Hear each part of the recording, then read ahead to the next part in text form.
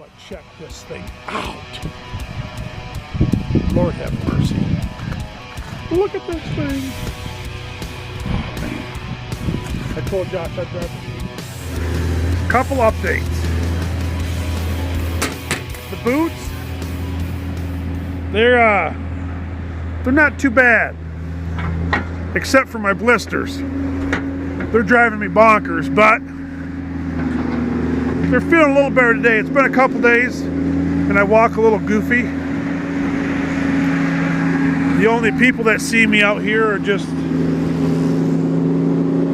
goofy guys anyways. So, it really don't matter. But the boots, I think I'm going to be happy with them. My feet feel real good, other than the fact of the blisters. But as far as my feet go, and they feel good. So I think they're going to be just fine. The Ford, that's got troubles. So Sunday night, I went to pick it up, and I play basketball every Sunday night uptown. And so at 9 o'clock, I left from basketball, and I went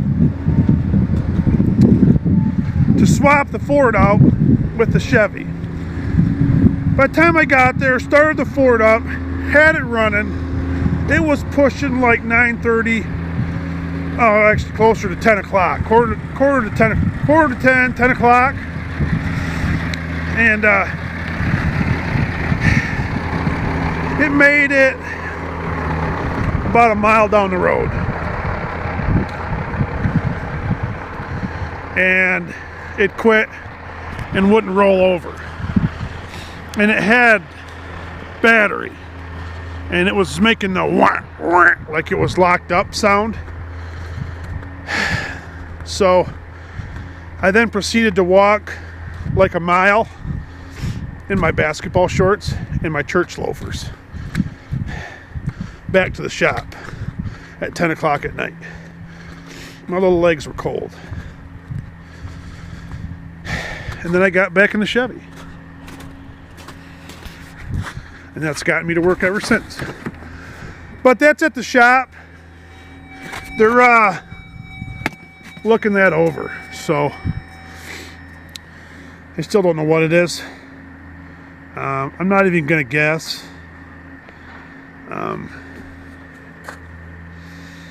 It's a bad deal.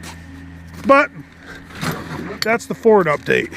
It's in the shop. And I actually went and got my tools out of it, so I didn't know when it was going to be back. So that's the boot Ford update. These boots, I think they're going to work out really well for me. I am pretty excited. Once I get the quit walking all goofy, you know, because my blisters, once these wear in, which they're starting to, I think we're going to be just golden. So, here comes a truck. It's a good thing. So I took this video at lunch. We left Subway, and me and Josh got into a very good argument about S-10 styles and year, model, make. Because he thought this red S-10 was a mid-90s. I told him it was the early 90s. Well, come to find out, we were looking at different S-10s. there was two S-10s in the parking lot. We were both right, but we were seriously arguing because I knew I was right and he was right. He thought he was right. So I found this slick little red S-10, and I thought this was just the sharpest little thing. Check this out. I just found this, and me and Josh have been arguing for the last 15 minutes about the styles of the S-10. He was looking at that S-10, I was looking at this one. And so I drove back to prove him right, but check this thing out. Lord have mercy. Look at this thing. Oh man. I told Josh I'd drive the beans out of this thing. I would too. It actually is isn't in too bad a shape, but I think the wife would love to ride shotgun in this thing. But look at that thing. That made me smile. The old S-10. This grill needs a good cleaning off. Here's them chips. Look at those things. Looking good there. Oh, too dusty and dirty. I figured I'd answer just a couple questions really quick. And easier for me to explain them out here than inside the cab. Was it Doug that had the question? I believe it was. If I'm wrong, I apologize.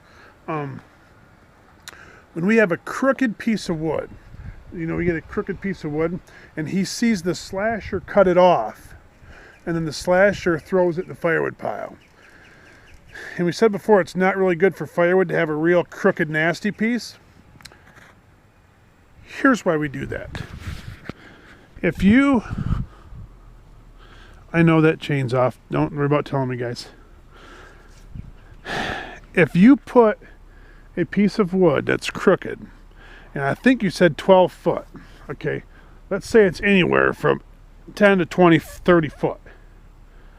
If it's crooked, I got to get it from under the cab up there. I got to get it from all the way up there to all the way down to right here, okay? I got to get it through all that throw to the chipper. The problem is if you have a crooked, say 12-foot piece of wood, it's hard to get crooked pieces that are real crooked through the chipper. But once you cut them, if they won't go through them the whole tree, he's got to cut that chunk off. If they won't go through them with the whole tree, once you cut that chunk off, you don't dare put it in here because it will not go through. And then you'll end up getting chains and a skidder winch and lifting all your yokes up, getting a cable, running it through the chipper, hooking on that chunk of wood and pulling it back out. Because once I'm not able to touch it with that boom, it's got to go through here.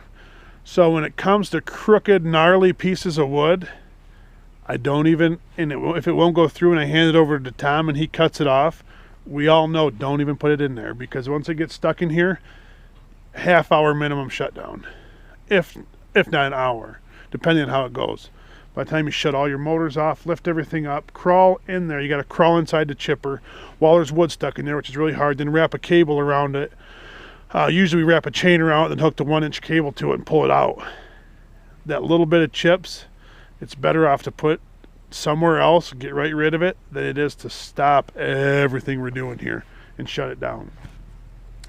That was the first question. The second question was, that chunk of wood, once it's thrown over there, is it better? Do we get paid more for chips or firewood? It's about the same. The big difference is firewood gets paid by the cord, chips get paid by the ton. Here's kind of where it gets a little tricky. Say your ash. The dead ash here is super light. So you can load a whole chip van full of it and get 25 tons, say. Or you could put all that in firewood and get paid better than if you were to then say you get a load of maple that weighs 40 tons. That's where the differentiates comes, is we want to cut as much firewood out of the ash as possible. Because that stuff is super light, therefore it doesn't make us a lot of money to run it 2 hours up north to get paid in chips, because you just don't get, light loads don't pay. That's what it boils down to. So I figured I'd answer just a couple quick questions for you, and because I had those comments, I thought, you know, that's a good question, especially about that crooked piece, because it's not a perfectly smooth road in there either. There's all kinds of other, it's not like it's a 55-inch wide box that's just nice smooth walls where just no, there's stuff hanging down with your yokes. There's stuff on the walls to protect the walls. It doesn't pay to get wood stuck in there, and then by the time you try shoving more wood in there and then more wood gets broke off,